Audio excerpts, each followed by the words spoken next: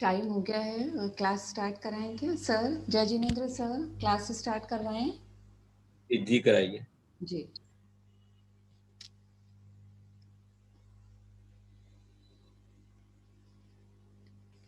Class की शुरुआत त्रिपदी वंदना से करते हैं। सभी के हाथ आनंद केंद्र पर जुड़े हुए। वंदे अरहम,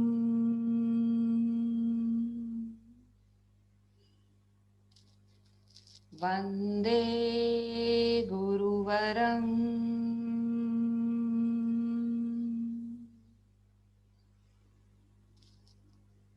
वंदे सच्चम।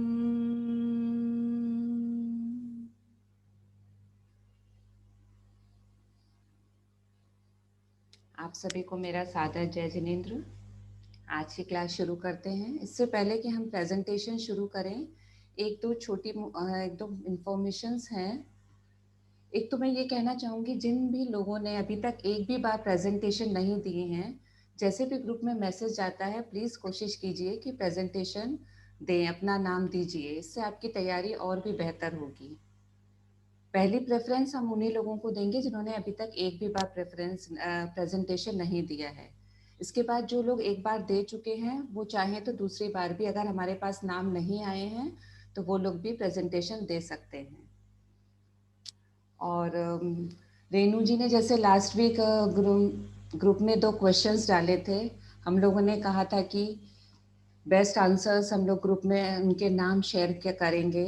तो करीब 14-15 लोगों के हम लोगों को आंसर्स मिले हैं और हमारे सीनियर ट्रेनर्स ने उनको चेक किया है। तो जो 2 क्वेश्चंस थे, उसमें से जो बेस्ट 3 आंसर्स थे, मैं उनके नाम आप लोगों के साथ शेयर कर रही हूँ। और जो आंसर्स हैं, सिलेक्टेड आंसर्स, वो कल ग्रुप में आप लोगों के साथ ग्रुप में भेज दिए जाएंगे, ताकि आप लोग सब लोग उनसे अपने आंसर्स चेक कर सकें। और ज़्यादा से ज़्यादा ये क्वेश्चंस के आंसर्स भेजने की कोशिश करें। इससे आप लोगों के नोट्स भी तैयार होंगे और बहुत अच्छी तैयारी होगी। तो पहला क्वेश्चन था, एक वृत्ति प्रवृत्ति पुनरावृत्ति के चक्र को कैसे तोड़ा जा सकता है? चैतन्य केंद्र प्रेक्षा के द्वारा स्पष्ट करें। इसके जो सबसे अच्छे आंसर, सराहनीय आंसर्स मिले थे, किरण जी पाठिया, श्वेता जी रामपुरिया और नीलपा जी पारिक। इन 3 लोगों के आंसर्स काफ़ी सराहनीय रहे हैं। और जो सेकंड क्वेश्चन था, हमारा अस्तित्व पूर्ण रूप से स्वतंत्र भी नहीं है और पूर्ण रूप से परतंत्र भी नहीं है, इसकी व्याख्या करें। इसके लिए जो 3 सिलेक्टेड आंसर्स थे, बेस्ट आंसर्स, संध्या जी रायसोनी, श्वेता जी रामपुरिया और किरण जी बाठिया। तो इतना ही मुझे इन्फॉर्मेशन देनी थी। अब आज के प्रेजेंटेशन स्टार्ट कर रहे हैं। चैतन्य केंद्र प्रेक्षा, चैतन्य केंद्र प्रेक्षा की प्रक्रिया, इसके लिए ये प्रेजेंटेशन दे रहे हैं नीता जी सेठिया, कोलकाता से हैं। नीता जी, आप रेडी हैं?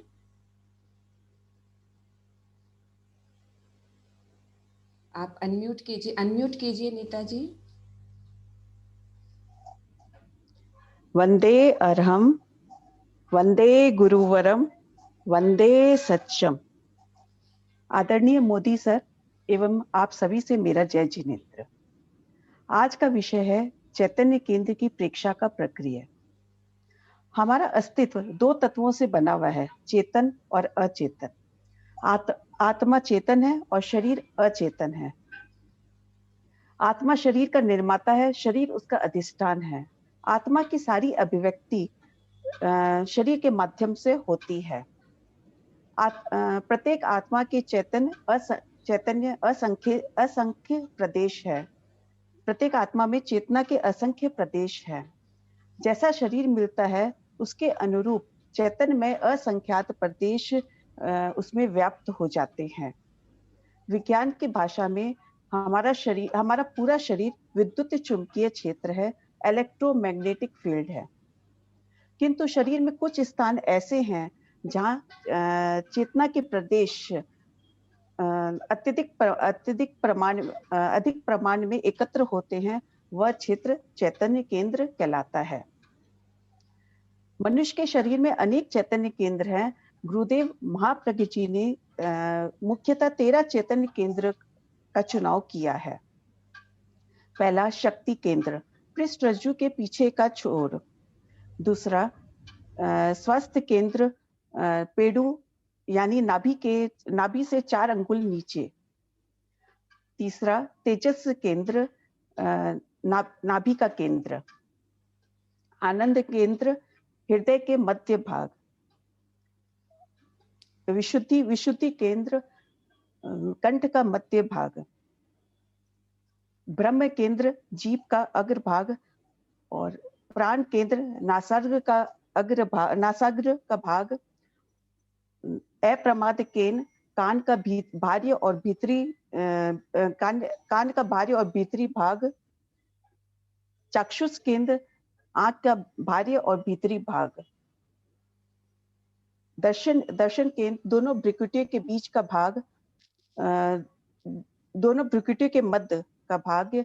ज्योति केंद्र, ललाट के मध्य का भाग। और शांति केंद्र, मस्तिष्क के अग्र भाग। और ज्योति और ज्ञान केंद्र, चोटी सिर के ऊपर का भाग यानी चोटी का भाग। चैतन्य केंद्र की प्रेक्षा चेतना की शक्ति को जागृत करता है तथा भाववृत्ति, आचार, विचार, स्वभाव आदि के परिवर्तन की प्रक्रिया है। चेतना में अनेक शक्तियां हैं, जैसे ज्ञानात्मक शक्ति, विवेक शक्ति, अंतर्दृष्टि शक्ति। इनको जागरूक करने की यह एक शक्तिशाली प्रक्रिया है। जो मनुष्य अपने जीवन में आंतरिक शक्ति का विकास चाहता है और अपने अंदर रूपांतरण घटित करना चाहता है, उनके लिए चैतन्य केंद्र प्रेक्षा बहुत उपयोगी है। जब चित्त चैतन्य केंद्र पर एकाग्र होता है, वहां के स्पंदनों को देखता है, केवल देखता है, ज्ञाता दृष्टा भाव से देखता है, तो सुप्त चेतना जागृत हो जाती है, सक्रिय हो जाती है और चैतन्य केंद्र निर्मल बनना प्रारंभ हो जाता है। चैतन्य केंद्र की प्रक्रिया: स्थान का चुनाव एकांत, शांत, स्वच्छ और प्रदूषण रहित हो। अवधि 5 से 30 मिनट। प्रारंभ में साधक प्रत्येक केंद्र पर 2 से 3 मिनट तक ध्यान कर सकता है। समय प्रातः एवं सायंकालीन समय सर्वोत्तम है। चैतन्य केंद्र का प्रारंभ शक्ति केंद्र की प्रेक्षा से किया जाता है। उसके बाद क्रमशः स्वास्थ्य केंद्र, तेजस केंद्र, आनंद केंद्र, विशुद्धि केंद्र, ब्रह्म केंद्र, प्राण केंद्र, चक्षुष केंद्र, अप्रमाद केंद्र, दर्शन केंद्र, ज्योति केंद्र, शांति केंद्र और अंत में ज्ञान केंद्र की प्रेक्षा की जाती है। वहां पर होने वाले कंपन, संवेदन, दर्द, पीड़ा को तटस्थता से अनुभव करें और प्रेक्षा करें। चिंतन, स्मृति, कल्पना आदि न करें। उदाहरण के तौर पर जैसे तेजस केंद्र का प्रयोग। कायोत्सर की स्थिति में तेजस केंद्र नाभि पर ध्यान केंद्रित करें। आगे से पीछे तक पूरे भाग की प्रेक्षा करें। जैसे टॉर्च का प्रकाश सीधी रेखा में फैलता है, उसी तरह चित्त को भी सीधी रेखा में पीछे तक यानी सुषुम्ना तक फैलाएं। पूरे भाग की प्रेक्षा करें और गहरी एकाग्रता और जागरूकता के साथ तेजस केंद्र की प्रेक्षा करें। 2 से 3 मिनट। उसके बाद क्रमशः आनंद केंद्र आदि की प्रेक्षा करें। सारे केंद्र जितने भी केंद्र हैं, वे सारे केंद्र स्थूल रूप से 2 भागों में विभक्त हो जाते हैं। नाभि से नीचे का केंद्र वासना का केंद्र है और नाभि से ऊपर का केंद्र ज्ञान के केंद्र है। तब प्रश्न हो सकता है कि नाभि के केंद्र पर ध्यान क्यों? साधना की दृष्टि से शक्ति केंद्र पृष्ठ रज्जु के नीचे का छोर मूल स्थान है, या कुंडलिनी का स्थान है, या विद्युत का केंद्र है और शारीरिक ऊर्जा का संचय गृह है। यहां से उसका प्रसरण होता है। जब जब हम नाभि के ऊपर के चैतन्य केंद्र पर ध्यान करते हैं तो नीचे के स्नायु का संकुचन होता है और विद्युत धारा जो नीचे की ओर प्रवाहित होती है वह उसका ऊर्ध्वीकरण होता है। ऊपर के केंद्रों को पोषण मिलता है और उनकी वृत्तियों में बदलाव आता है। इसलिए नीचे के केंद्र पर ध्यान करना आवश्यक है। साधक को इस बात की सावधानी रखनी चाहिए कि नीचे के केंद्र पर ध्यान करने के पश्चात आनंद केंद्र और ऊपर के केंद्रों पर ध्यान करना अनिवार्य है ताकि क्रोध, मान, माया, लोभ, वासना आदि वृत्तियों का उभार ना हो। अगर ध्यान करने का समय ज्यादा ना हो तो नीचे के केंद्र पर ना ना कर केवल आनंद केंद्र, विशुद्धि केंद्र आदि पर ध्यान कर सकते हैं। ओम अरहम। ओम अरहम नेताजी। सर अब आप। वैसे मुख्यतः सारी बातें बता दी और इसमें टॉर्च के प्रकाश की भांति हम चित्त को आगे से पीछे तक क्यों लेकर जाते? क्योंकि जो केंद्र है हमारे शक्ति केंद्र से लेकर विशुद्धि केंद्र और सभी केंद्र ये सुषुम्ना में स्थित है, यानी रीढ़ की हड्डी जो सुषुम्ना के उसमें स्थित है। इसलिए हम पीछे की ओर लेके जाते हैं, आगे से पीछे की ओर। ठीक है, नेक्स्ट प्लीज। जी सर। नेक्स्ट है चैतन्य केंद्र प्रेक्षा का परिणाम। 2 लोग इसमें प्रेजेंटेशन देंगे। पहले मैं इनवाइट कर रही हूँ चांदनी जी सुराना, सूरत से हैं चांदनी जी।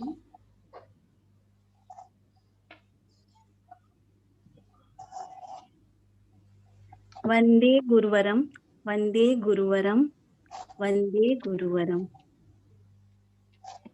आदरणीय मोदी जी सर व सदानवे सभी साधकों से मेरा जय जिनेंद्र। शरीर के कण कण में चेतना व्याप्त है। हमारे शरीर के कुछ स्थानों में चेतना सघन रूप से व्याप्त होती है। प्रेक्षा ध्यान में उन स्थानों को चैतन्य केंद्र कहा गया है। योग की भाषा में इन्हें चक्र या मर्म स्थान भी कहते हैं।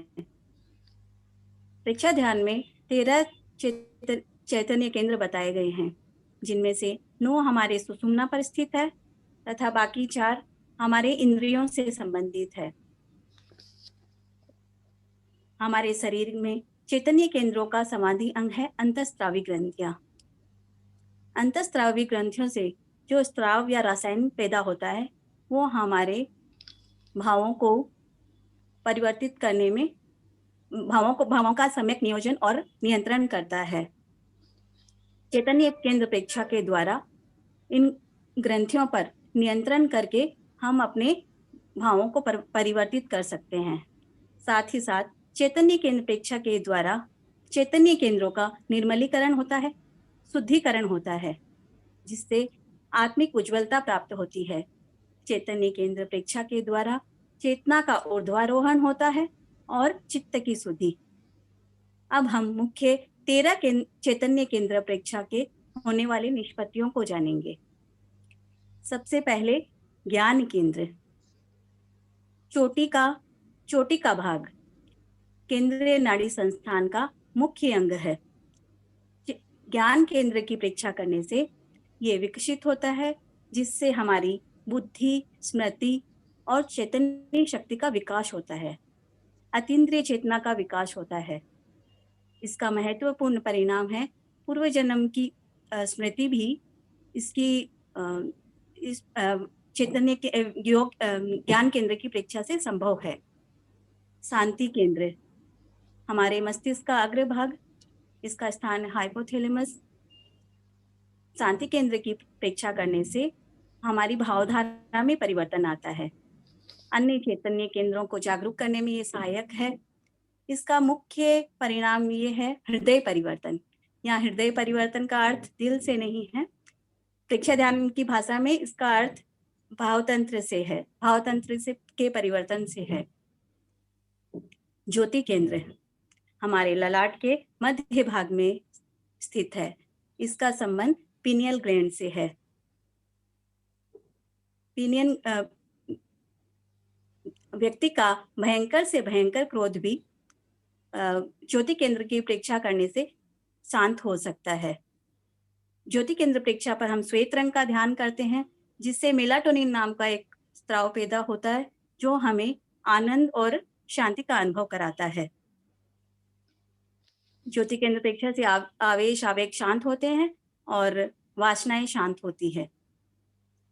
दर्शन केंद्र हमारी भ्रुकुटियों के मध्य में स्थित है। इसका संबंध पिट्यूटरी ग्रंथि से है। पिट्यूटरी ग्लैंड, जिसको मास्टर ग्लैंड भी कहते हैं, या इसका महत्व ऐसे भी समझा जा सकता है कि ये हमारे शरीर की अन्य ग्रंथियों को नियंत्रित करती है। दर्शन केंद्र की परीक्षा करने से अंतर्दृष्टि का जागरण होता है। आत्मविश्वास बढ़ता है, जिससे हमारे निर्णय लेने की क्षमता बढ़ती है। काम वृत्तियां अनुशासित होती है। चाक्षुष केंद्र आंखों के भाग में, चाक्षुष केंद्र की परीक्षा से चित्त की एकाग्रता बढ़ती है और इसकी निरंतर परीक्षा से दीर्घायु भी प्राप्त होती है। प्राण केंद्र, इसका स्थान है नासाग्र, प्राण का मुख्य केंद्र। प्राण केंद्र की परीक्षा से निर्विचार की अवस्था प्राप्त होती है, एकाग्रता बढ़ती है, संकल्प शक्ति का विकास होता है। अप्रमाद केंद्र कान और कनपट्टी के आसपास का हिस्सा, नाम के हिसाब से अप्रमाद है, यानी जब प्रमाद ही नहीं रहेगा तो इसके परिणाम में हमारा विवेक का जागरण होता है, आदत में परिवर्तन आता है और अप्रमाद केंद्र की परीक्षा करने से व्यक्ति व्यसन मुक्त हो सकता है।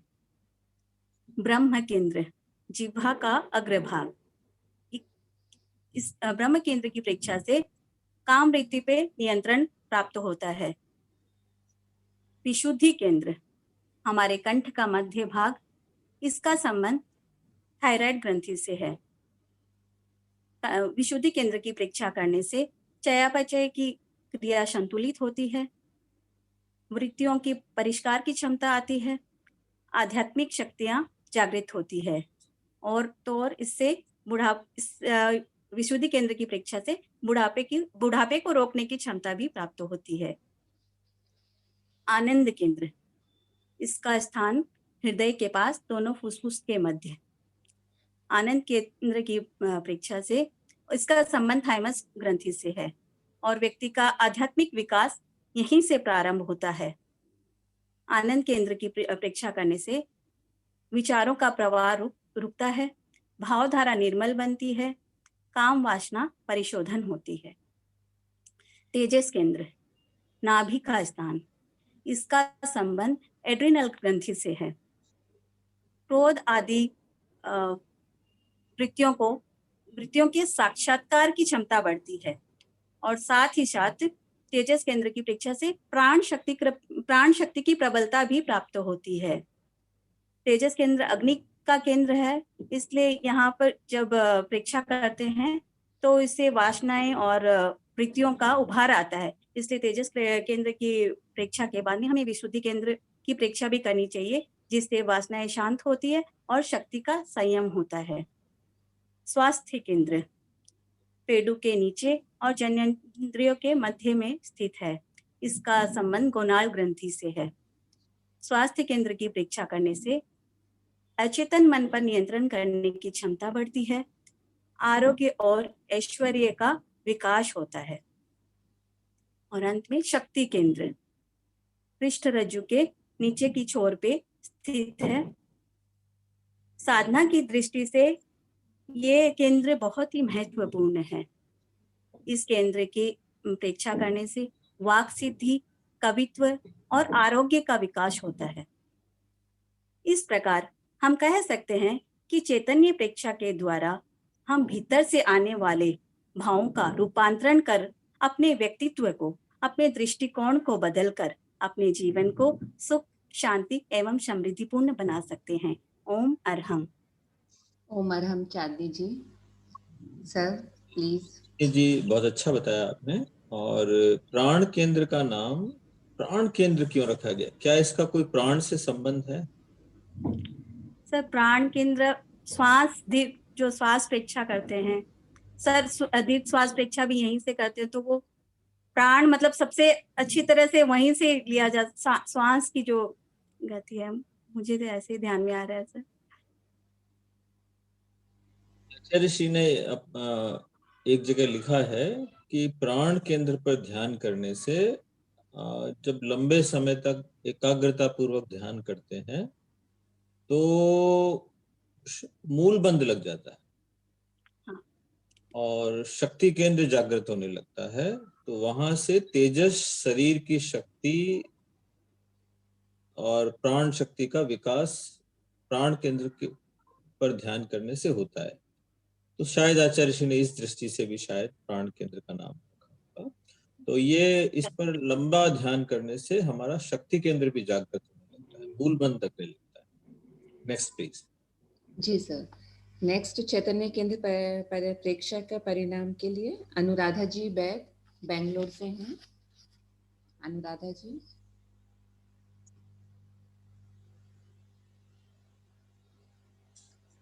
अनम्यूट कीजिए प्लीज। जी मेरी आवाज आ रही है? जी। जय जिनेन्द्र की। वंदे गुरुवरम, वंदे गुरुवरम, वंदे गुरुवरम। आत्मा और चैतन्य पूरे शरीर में व्याप्त हैं। कुछ भाग ऐसे हैं जहाँ पर चैतन्य सघन रूप में पाए जाते हैं। प्रेक्षाध्यान की भाषा में उन्हें हम चैतन्य केंद्र कहते हैं। स्वस्थ और पूर्ण जीवन जीने के लिए समाधि की, ध्यान योग की आवश्यकता हर एक मनुष्य को होती है। जैन दर्शन के अनुसार शुद्ध चैतन्य का अनुभव समाधि है। असमाधि का मूल है कसाय। कसाय चैतन्य की ज्ञान की शक्ति को छीन कर देता है, आनंद को विकृत कर देता है और शक्ति को तोड़ देता है। समाधि का सर्वाधिक महत्वपूर्ण पहलू है चित्त शुद्धि का अभ्यास।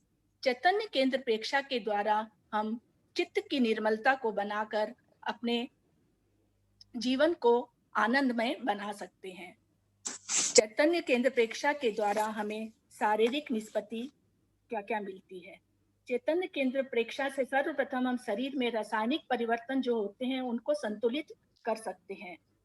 और चैतन्य केंद्र प्रेक्षा के द्वारा चित्त तो निर्मल होता ही है, साथ में ही उनके अंतःस्रावी हमारे उनके संवादी अंग जो कि अंतःस्रावी ग्रंथियां हैं, उनसे जो स्राव निकलता है वह भी संतुलित होता है, जिससे कि हमारे भाव परिष्कृत होते हैं और हम वृत्ति, प्रवृत्ति और पुनरावृत्ति के चक्र को तोड़कर अपने लक्ष्य में आगे बढ़ सकते हैं। सामान्यतः थोड़ी सी उत्तेजना आने का कारण हो जाता है और हमारा दिमाग गर्म हो जाता है। हमारा भावात्मक संतुलन नहीं रहने के कारण हमें एक छोटी सी बात भी बड़ी लगने लग जाती है और कभी-कभी हम विषम परिस्थिति में अपने आप को संतुलित नहीं रख पाते हैं। प्रेक्षा चैतन्य केंद्र प्रेक्षा के द्वारा हम भावों पर नियंत्रण करके अपने आप को शारीरिक रूप से स्वस्थ रख सकते हैं। आध्यात्मिक निष्पत्ति, भाव नियंत्रण और दृष्टिकोण परिवर्तन का सबसे सशक्त साधन है चैतन्य केंद्र प्रेक्षा। जैसे भाव वैसे स्राव, और जैसे स्राव वैसे विचार, और जैसे विचार वैसे हमारे आचरण, व्यवहार। आध्यात्मिक दृष्टि से चैतन्य केंद्र प्रेक्षा ज्ञान केंद्रों को जागृत करने के लिए करने का प्रयोग है। इससे हमारी वृत्ति, प्रवृत्ति, पुनरावृत्ति का चक्र पर प्रहार तो होता ही है, साथ में हमारा आंतरिक आनंद जागने लग जाता है और पदार्थ के प्रति हमारी जो प्रतिबद्धता रहती है वो घट जाती है। हमारे पदार्थ के प्रति लोलुपता कम हो जाती है, उसकी खाली उपयोगिता शेष रह जाती है और प्रतिबद्धता छूट जाती है। आंतरिक आनंद का जागरण होने लग जाता है और हम जब ऊपर के केंद्रों पर ज्यादा ध्यान करते हैं तो हमारा आध्यात्मिक विकास होता है और हमारे नए नए आयाम खुलने लग जाते हैं और हमारी विवेक चेतना का जागरण होता है और हम अध्यात्म की ओर आगे बढ़ने लग जाते हैं। व्यवहारिक निष्पत्ति, चैतन्य केंद्र प्रेक्षा करें और हमारा चित्त निर्मल होता है और अधिक से अधिक हम जब ऊपर के केंद्रों पर ध्यान करते हैं तो हमारे व्यवहार में, हमारी आदतों में काफी परिवर्तन आता है। जब कभी हमें छोटी सी बात पर हमें गुस्सा आने लग जाता है, हम प्रतिक्रिया में चले जाते हैं, पर चैतन्य केंद्र प्रेक्षा के द्वारा हम अपने आदतों को बदलकर कसाय मुक्त जीवन जी सकते हैं। क्रोध, आवेग और आवेश को शांत कर आनंदमय जीवन जी सकते हैं। छोटी सी छोटी बातों पर प्रतिक्रिया से मुक्त हो सकते हैं और अपने विवेक चेतना को जगाकर अध्यात्म की और आगे बढ़ सकते हैं। हमारा व्यवहार अपने आप बदलने लग जाता है और हमारा अंतःकरण जागने लग जाता है। जो भी कोई बुरी आदत होती है वो हम धीरे धीरे उसको त्याग करके अपनी अच्छी आदतों का समावेश करने लग जाते हैं, जिससे कि हम व्यवहार कुशल हो जाते हैं, मितभाषी हो जाते हैं और मैत्री की भावना भी हमारे में व्यापक हो जाती है, जिससे कि हम समाज में अच्छा व्यवहार कर अपने आप को तो अच्छा बनाते ही हैं, साथ में ही अपने परिवार को भी अपने ध्यान के द्वारा, अपनी चेतना के द्वारा सामंजस्य बिठा सकते हैं और अपने अपने आनंद को जागृत कर सकते हैं। ओम अरहम। ओम अरहम अनुराधा जी। सर, आपने बोला कि चैतन्य केंद्र प्रेक्षा करने से पदार्थ के प्रति प्रतिबद्धता छूट जाती है। हाँ। बोला था ना आपने? हाँ हाँ बोलो। क्यों छूट जाती है? क्योंकि हमारा आंतरिक आनंद इतना ज्यादा जागरूक हो जाता है कि हमें बाहरी पदार्थों के प्रति लोलुपता नहीं रहती है। उसके प्रति हमारी उपयोगिता रह जाती है। उपयोग में हम हर चीज लेते हैं पर लोलुपता नहीं रहती है। खाली और आनंद हमें पदार्थ से ही आएगा ऐसा नहीं, हमें आंतरिक आनंद इतना जागरूक हो जाता है कि हमें आंतरिक पदार्थ के प्रति जो आनंद आता है, पदार्थों से जो सुख मिलता है वो हमको गौण लगने लग जाता है और जो आंतरिक सुख है वही हमें और अच्छा कोई लगता कारण? है। और ये तो ठीक है, आपने बहुत अच्छा बताया। और कोई कारण? ये भी ठीक है आपका, ये जो बताया आपने कि भाई भीतर का आनंद इतना आता है कि उसको बाहर की तरफ रस ही नहीं बसता है। सम्यक दृष्टि हो जाती है, विवेक चेतना जाग जाती है, तो हमको पता चल जाता है कि इससे कर्म बंद होंगे और ज्यादा हम उसमें उलझते नहीं है आध्यात्मिक विकास की ओर आगे। और कोई कारण?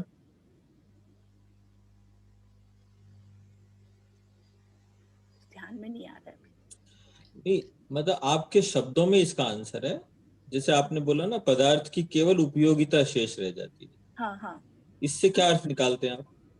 इससे का मतलब है कि हम लोग जिंदगी में रहते हैं तो हमें कपड़ा, रोटी, मकान सब कुछ चाहिए। उसकी जो चीज हमारे उपयोगिता के लिए, मतलब हमारे लिए जरूरी है, वो हम उपयोग करते हैं, पर उसमें लोलुपता नहीं रखते हैं। उसमें हम इसका आंसर अपन ऐसे दे सकते हैं कि जब वो ध्यान करता है तो उसे चैतन्य बोध हो जाता है। चैतन्य बोध होने के बाद में उसको ये समझ में आता है कि मेरा असली स्वरूप तो चैतन्यमय है और यही क्या है? नित्य है, शाश्वत है। मेरा जो स्वरूप है वो क्या है? चैतन्यमय है, नित्य है, शाश्वत है। ये आत्मा ही मेरा असली स्वरूप है। शरीर क्या है? अनित्य है, नाशवान है। तो इसमें क्या करना है? अब इसके साथ तो जीना है, लेकिन इसको कितना करना है? इस शरीर की केवल आवश्यकताएं ही पूरी करनी है, इसमें आसक्त नहीं होना है, इसको अनावश्यक भोग में नहीं जाने देना है। तो फिर ज्यादा से ज्यादा वो किसके विकास में लगता है? अपने स्वरूप के विकास में लगता है, अपनी चेतना के विकास में लगता है। तो सारे ही ध्यान में जब जब ध्यान करते हैं तो चैतन्य बोध बढ़ता है, अपने स्वरूप के प्रति जागृति बढ़ती है। ये समझ जाता है कि मेरा स्वरूप ही शाश्वत है, नित्य है, यही सत्य है। बाकी सब क्या है? माया है, अनित्य है, उसमें मुझे ज्यादा उलझना नहीं है। तो वहां कितना काम करेगा? उपयोगिता होगी उतना ही बस वहां कार्य करेगा, बाकी ज्यादा से ज्यादा चेतना के विकास में अपना समय लगाएगा। Next please. जी सर, आज के प्रेजेंटेशंस तो हो गए हैं जी। और आगे की क्लास आपको संभालनी है सर। उससे पहले रेणु जी थोड़ा सा क्वेश्चन पेपर के बारे में थोड़ा गाइड करेंगे। रेणु जी प्लीज। जय जिनेंद्र सभी को।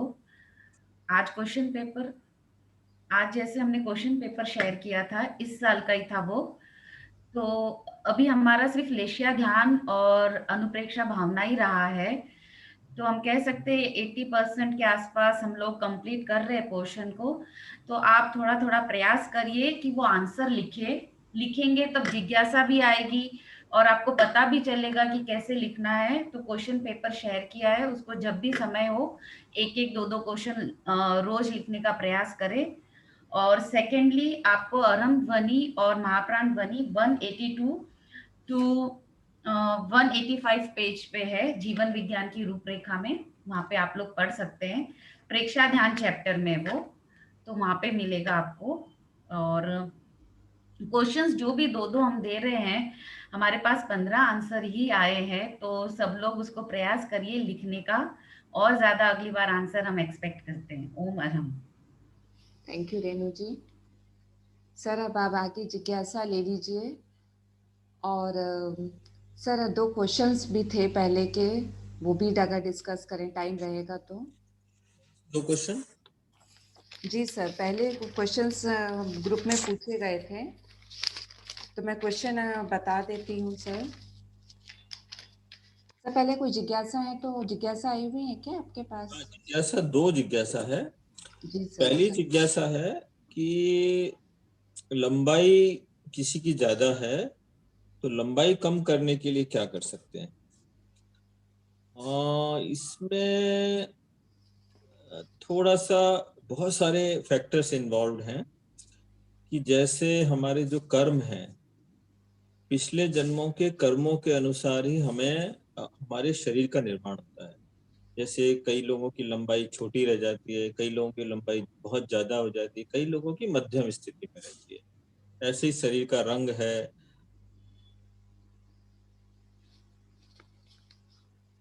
ये सारी चीजें हमारे शरीर में नाम कर्म, जो 8 कर्मों में से एक कर्म है नाम कर्म। अब वो शुभ प्रकृति का है या अशुभ प्रकृति का है, उसके अनुसार ये सारी चीजों का निर्धारण होता है। यदि शुभ प्रकृति का है नाम कर्म तो सब चीजें अच्छी मिलती हैं। एक संसार में जैसी एक धारणा है उस अनुसार उसका रंग भी बहुत अच्छा होता है, लंबाई भी अच्छी होती है, शरीर स्वस्थ भी होता है, आदि आदि। एक तो इसके पीछे हमारे कर्म का रोल है कि लंबाई कम ज्यादा या ऑप्टिमम एक अच्छी लंबाई हो। दूसरा है माँ बाप के भी संस्कार होते हैं। माँ बाप यदि लंबे होते हैं तो जनरली 80% चांस है कि बच्चे भी लंबे होंगे। तो माँ बाप से भी जो जीन्स मिलते हैं उसके अनुसार भी एक ये चीजें निर्भर करती हैं। फिर लेकिन अब ये सारी चीजें तो ठीक है, बैकग्राउंड की है। अब मान लिया कि ये बच्चा कोई हो गया, इसके बाद में कई बार माँ बाप थोड़ा सा गलती कर देते हैं कि जैसे बच्चा थोड़ा सा एक सर्टेन एज तक नहीं बढ़ा तो वो बाजार से कुछ दवाइयां बच्चों को देते हैं जिससे कि बच्चों की लंबाई बढ़े। और वो दवाई देने से कई बार हार्मोन्स एक्स्ट्रा रिलीज हो जाते। एक्स्ट्रा रिलीज होने से लंबाई जो नॉर्मल से भी ज्यादा हो जाती है, अचानक से बहुत ज्यादा लंबाई हो जाती है। तो कोशिश ये करना चाहिए कि दवाइयों का प्रयोग इस तरह किया जाए तो भी संतुलित मात्रा में किया जाए। पहली तो ये तो एक प्रिकॉशन की बात हो गई। अब रही बात हमारे हाथ में कुछ नहीं है। यदि लंबाई कम है तो 1-2 प्रयोग किए जा सकते हैं प्रेक्षा ध्यान के, कि भाई दर्शन केंद्र प्रेक्षा और ज्योति केंद्र प्रेक्षा की जाए ताकि जो हमारी कंट्रोलिंग ग्लैंड है वो थोड़ी पावरफुल बन जाए। और ध्यान के अंत में ऑटो सजेशन दे दिया जाए। जैसे हमको 10 मिनट का ध्यान करना है, 8 मिनट तक केवल विशुद्ध प्रेक्षा करें ताकि वो केंद्र वहां जागृत हो जाए। अंतिम 2 मिनट में या 20 मिनट का करना हो तो 15 मिनट ध्यान करें। अंतिम 5 मिनट में फिर वहां पर लंबाई बढ़ानी है तो लंबाई बढ़ रही है एक उचित मात्रा में, जहां तक मतलब उस एक शब्दावली का प्रयोग कर हम ऑटो सजेशन दें ताकि वो बात हमारे दर्शन केंद्र के माध्यम से अवचेतन मन तक चली जाए। और यही ऑटो सजेशन का प्रयोग कायोत्सर की अवस्था में किया जाता है कि बच्चे को कायोत्सर करा दें शुरू में आप सुझाव दे दें, बाद में फिर उसको सिखा दें, तो वो कायोत्सर्ग की स्थिति में वो अपने आप को सुझाव दे। तो इससे क्या होगा कि जो इम्बैलेंस वाली स्थिति नहीं बनेगी।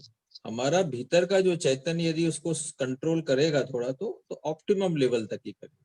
तो ये दो प्रयोग कर सकते हैं, दर्शन केंद्र पर ध्यान कर ऑटो सजेशन दे, या कायोत्सर्ग के अंतिम क्षणों में, या रात को सोते समय। ये तीन स्थितियां हैं जब हम चेतन से अवचेतन मन की स्थिति में जाते हैं। तो इन तीनों स्थितियों में हम सुझाव दें तो वो काम कर सकता है।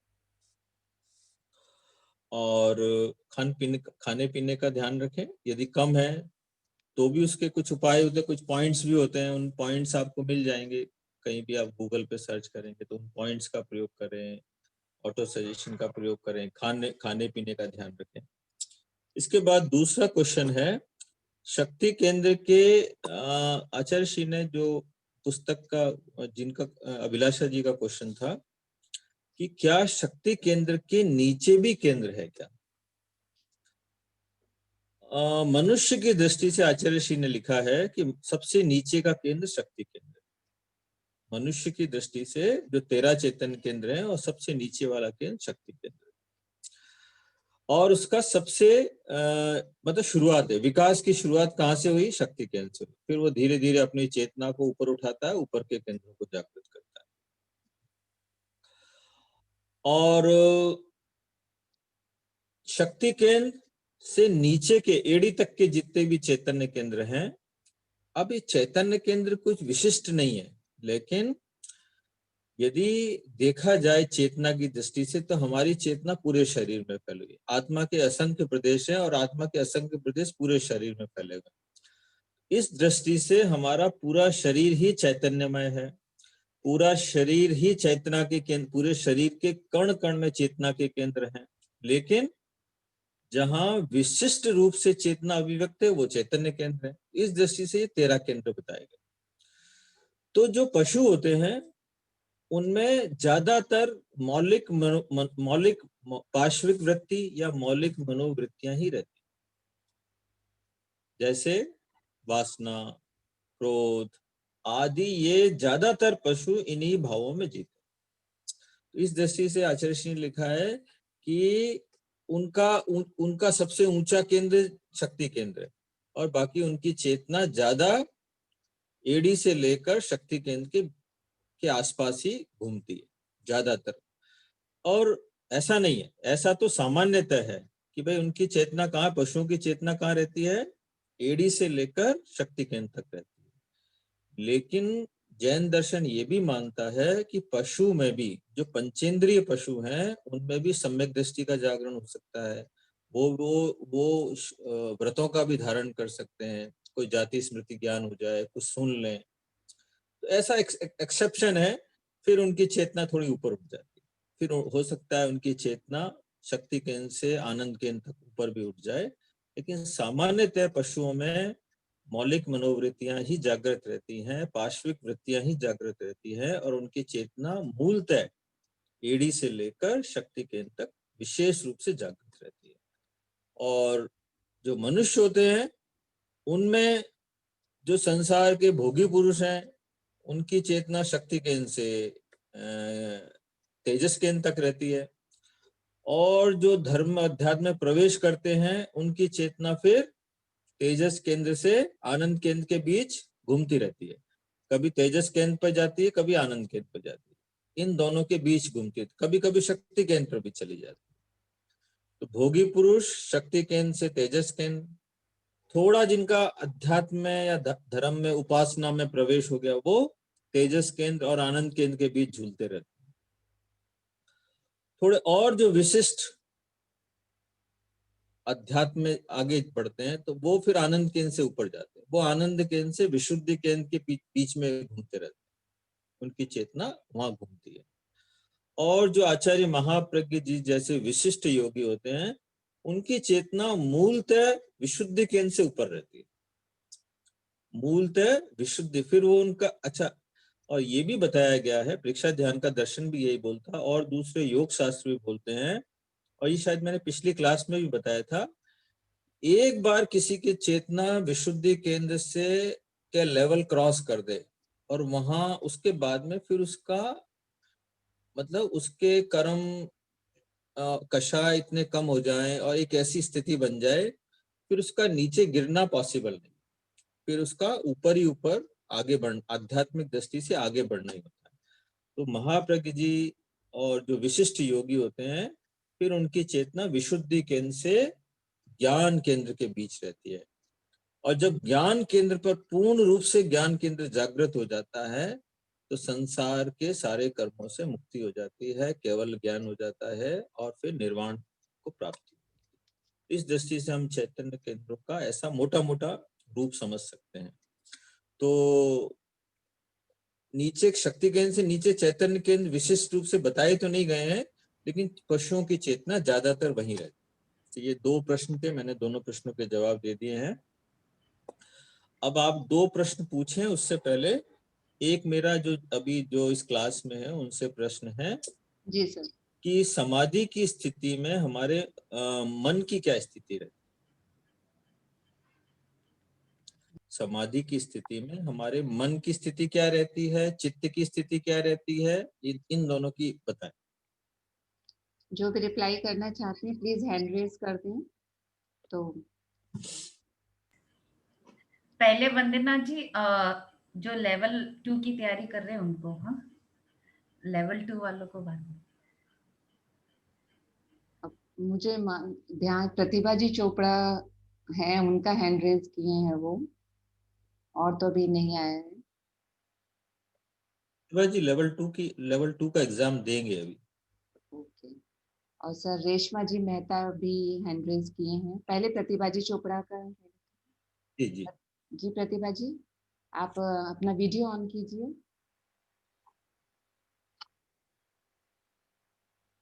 हाँ, जय जिनेंद्र सर।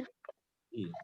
हाँ, इसमें समाधि की अवस्था में मन अमन हो जाता है। जब मन अमन होता है तभी समाधि घटित होती है। और चित्त की स्थिति क्या होती है? चित्त जागरूक हो जाता है सर। जब मन नहीं रहता तो चित्त चैतन्य में विलीन हो जाता है और वही अवस्था फिर समाधि की। ठीक है, आपका आंसर ठीक है कि मन तो रहता ही नहीं है। हाँ, शरीर वाणी और मन तीनों योग क्या हो जाते हैं? शांत हो जाते हैं। शांत हो जाते हैं। हाँ, मन तो अमन ही हो जाता है, शरीर एकदम शांत है, वाणी से एकदम कंप्लीट मौन है, चित्त चेतना में समाहित हो जाता है, चित्त चेतना में समाहित हो जाता है। इसको हम ऐसा कह सकते हैं, समाधि की स्थिति में मन अमन हो जाता है और चित्त चेतना में समाहित। सर मैं एक प्रश्न मैं भी पूछना चाह रही हूँ। अभी चैतन्य केंद्र पे बहुत अच्छे से मेरा ध्यान लग रहा है। लगभग 1 घंटा मैं खड़े खड़े कर पा रही हूँ। और पर मेरे साथ में क्या है कि जो ये सर्कल वाला जो चीज है ना, वो बहुत अच्छे से नहीं हो पाता। वो मैं कुछ समझ नहीं पा रही। आगे से पीछे जाते हैं और ये शांति केंद्र और उस पे वो दिए के प्रकाश की जैसे मतलब वो पूरे केंद्र पे होता है और केंद्र पे वो स्पंदन वगैरह भी होता है। फिर जो लास्ट वाला पार्ट है, पहले तो शक्ति केंद्र से लेके ऊपर ज्ञान केंद्र तक एक एक केंद्र पे जाना है, तो वो 1-2 बार गए और फिर वो जो सर्कल जैसा बनाना है वो मेरे से नहीं हो पा रहा अभी पूरा अच्छे से। बल्कि ठीक है, इसमें अब आपका जब इतना सद गया है ना, अब हाँ, आपको ना तो सर्कल बनाने की प्रयास करना चाहिए और ना आपको सारे चैतन्य केंद्रों पर ध्यान करना चाहिए। अब आपको एक एक चैतन्य केंद्र पर ध्यान करना चाहिए 1 घंटा। एक चैतन्य केंद्र पे 1 घंटा, ऊपर हाँ वाले पे?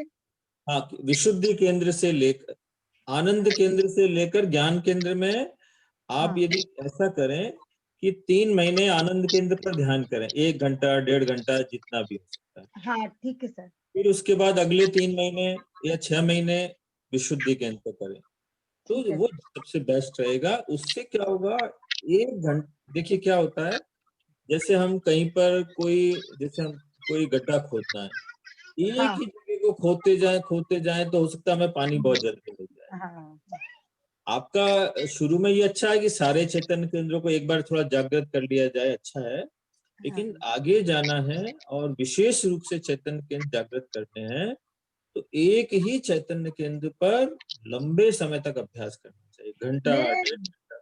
ज्योति केंद्र और दर्शन केंद्र दोनों बहुत अच्छे से, यहाँ पर वाइब्रेशन बहुत अच्छे फील होते हैं सर। तो ठीक है, इसमें से आप, ये जरूरी नहीं है कि आप आनंद केंद्र से शुरू करें।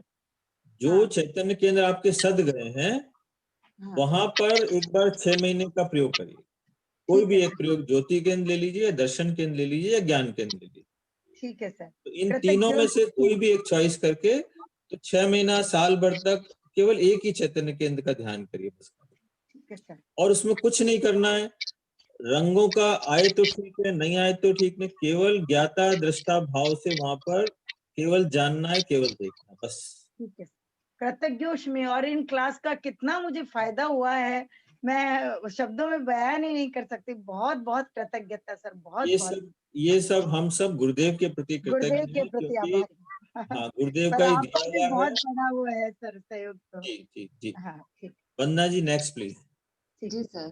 सर, जो और हैंड रेज आए हैं सेम क्वेश्चन के लिए, उन्हीं का लें? तो जवाब आ ही गया है वैसे जी तो, सर। है ना? तो सर, 2 क्वेश्चंस थे हमारे पास, आप प्लीज जी। उन्हें ले लीजिए।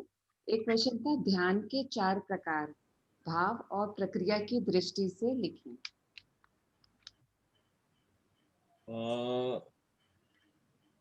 भाव की दृष्टि से आर्त ध्यान, रौद्र ध्यान, धर्म ध्यान और शुक्ल ध्यान।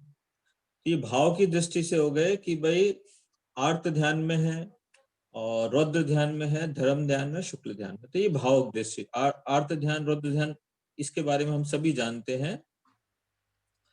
ये 2 तरह के ध्यान, अशुभ ध्यान है, कर्म के बंधन के कारण है, और 2 तरह के ध्यान है, धर्म ध्यान और शुक्ल ध्यान, हमारे कर्मों के काटने के कारण। तो एकाग्रता, यदि अशुभ भावों में एकाग्रता हो गई तो आर्त ध्यान या रौद्र ध्यान हो गया, और शुभ भावों में एकाग्रता हो गई तो हमारी धर्म ध्यान और शुक्ल ध्यान हो गया। तो भावों की दृष्टि से, जैसे कोई चोर है, अब चोर की भी एकाग्रता बहुत अच्छी होती है, एक ध्यानी व्यक्ति से भी ज्यादा भी हो सकती है कई बार, ये लगता है।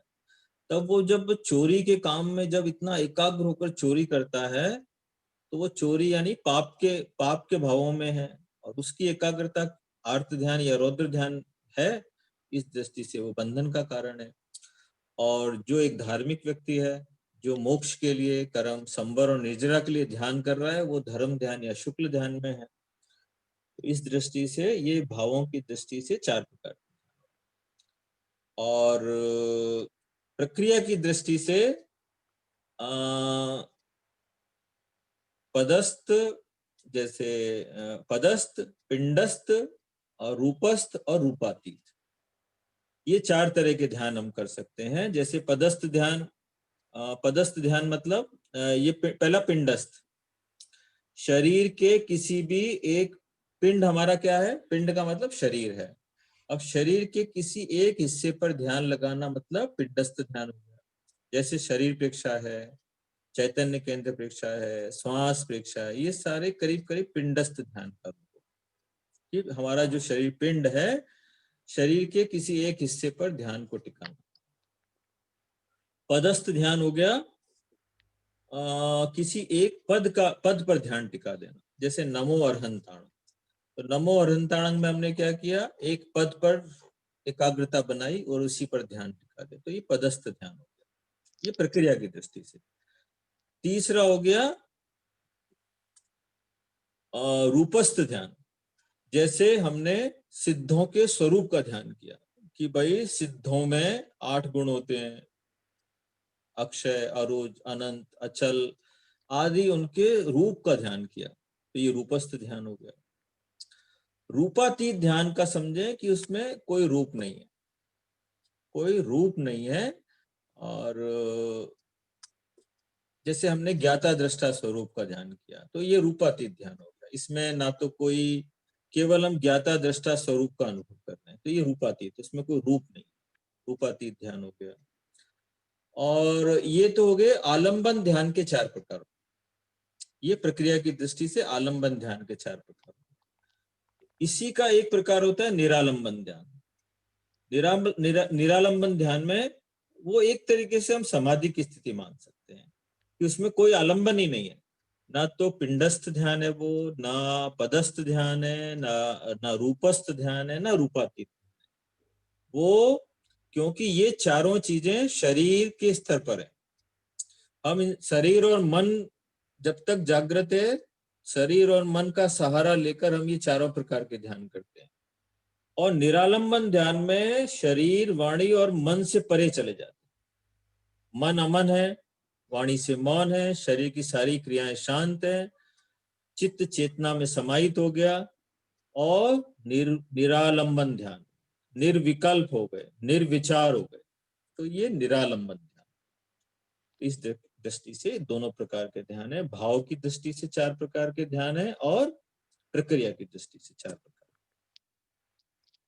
जी सर, नेक्स्ट क्वेश्चन एक और है, ध्यान और मस्तिष्कीय तरंगों में क्या संबंध है? ध्यान और मस्तिष्कीय तरंगों में संबंध है कि जैसे ध्यान, जैसे होता है ना अल्फा, बीटा, थीटा, डेल्टा, ये जो तरंगे हैं, जैसे हमारे मस्तिष्क की सक्रियता के ऊपर इन तरंगों का नाम दिया गया है। तो मुझे अभी तरंगों का वो वेव्स कितनी होती है वो याद तो नहीं है पूरा। इन 4 नाम में इनका नाम दिया गया है।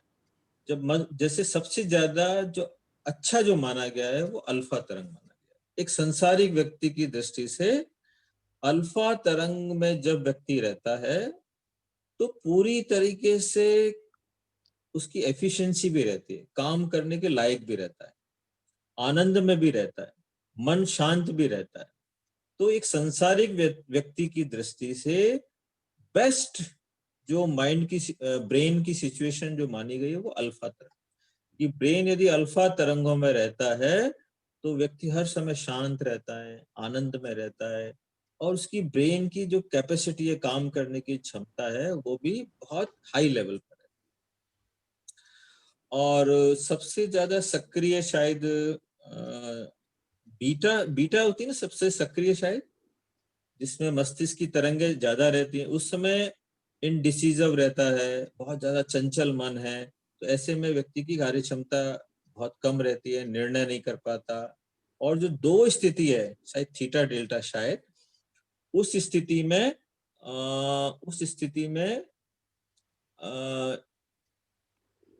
ये बहुत नींद की स्थिति हो गई, या मस्तिष्क बहुत ज्यादा शांत हो गया। उस समय मस्तिष्क कोई भी कार्य करने की स्थिति में नहीं है। ये ध्यान की बहुत गहरी स्थिति में जब होता है तो थीटा डेल्टा वाली स्थिति आती है। तो ये 4 तरंगों है। इसका क्वेश्चन आप लेवल 1 के सारे जो क्वेश्चंस दिए गए उसमें ये पूरा डिटेल्ड फ्रीक्वेंसी भी दी गई है, चारों की स्थिति भी दी गई, वो आज शेयर भी कर देंगे आप। जी sir, thank you sir. Sir एक मैं पूछ रही थी, समाधि का भी कवर कर ले क्या, समाधि बाकी लेवल 2 में, मतलब अगली बार ठीक है, वो ले सकते हैं ना समाधि? समाधि के ऊपर भी कोई प्रेजेंटेशन हो जाएगा, क्वेश्चन होंगे, क्वेश्चन भी ले। एक दो चैट बॉक्स में क्वेरी आई हुई है सर। हाँ बताइए। वंदना जी आप बताइए ना, मेरा ओपन। जी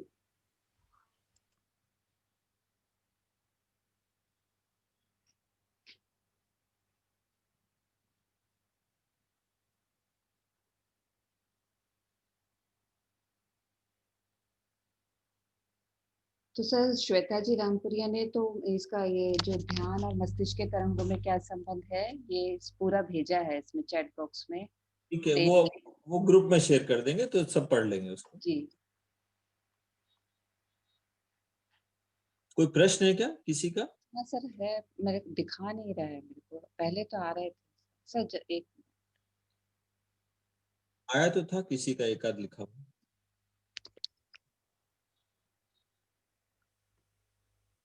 वंदना जी मैं बताऊं क्या? क्या एक केंद्र पर हम अलग अलग, क्या लिखा है? अलग अलग वक्त पर अलग अलग मंत्र कर सकते हैं क्या? क्या एक ही केंद्र पर अलग अलग वक्त पर अलग अलग मंत्र? ठीक है, कोई दिक्कत नहीं है। यदि एक ही केंद्र पर ध्यान करना है तो अलग अलग वक्त पर अलग अलग मंत्र कर सकते हैं, कोई इशू नहीं, कोई दिक्कत नहीं इसमें। वैसे क्या है, जो जो योग के आचार्यों ने या आचार्य महाप्रज्ञ जी ने एक हर मंत्र का एक केंद्र विशेष रूप से बताया गया है। तो कोशिश करें कि जो आचार्य श्री ने बताया उसी केंद्र पर उस मंत्र का ज्यादा करें तो अच्छा रहे।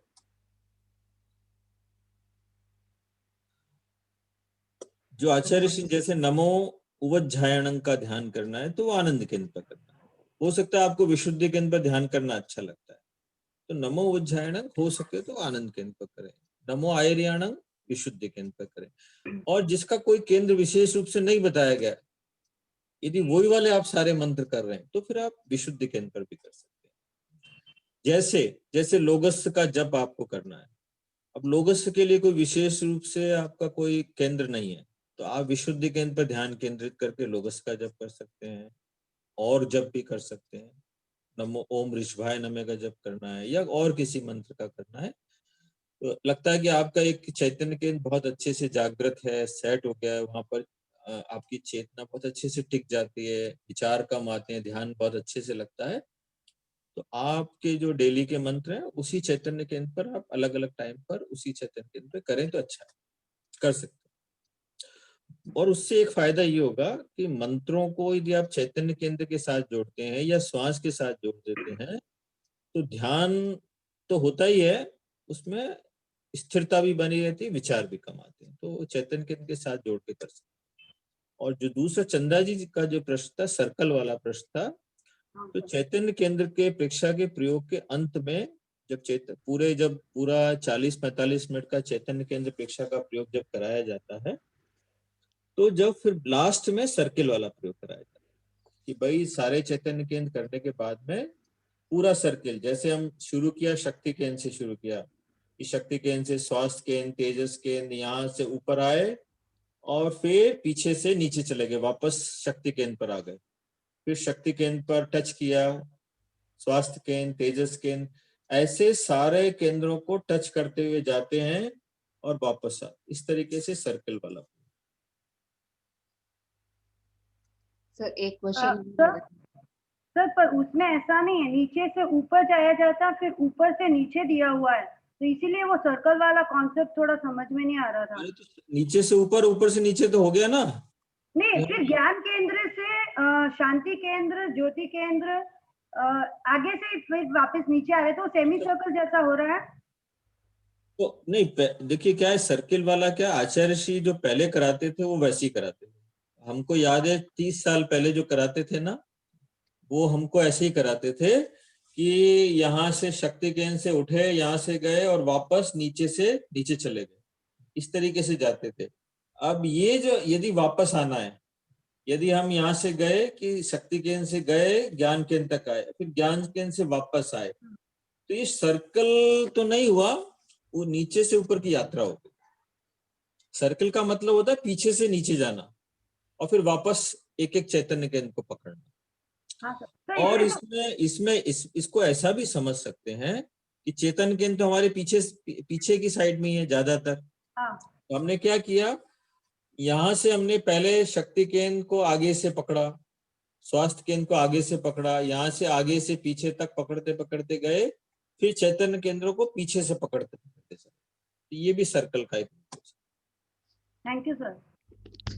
सर एक प्रापति जी शाह का क्वेश्चन है, ध्यान करते समय जीभ को अधर में रखते हैं तो गले में सलाइवा आती है, तो क्या करें? गले में सलाइवा तो जीभ को अधर में रखे तो भी आ सकती है, नहीं बिना रखे भी आ सकती है, और ये कोई नेचुरल प्रोसेस है, तो आती है तो उसको पूरा अंदर ले लो। यदि सलाइवा आती है तो उसको अंदर, ज्यादा हो गई सलाइवा तो उसको अंदर गटक ले ध्यान में, कोई दिक्कत नहीं।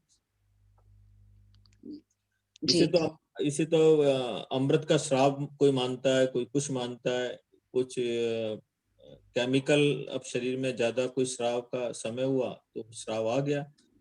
अब इसको और कुछ ज्यादा नहीं मानते हुए कि श्राव आ गया है, ज्यादा हो गया तो अंदर ले लें।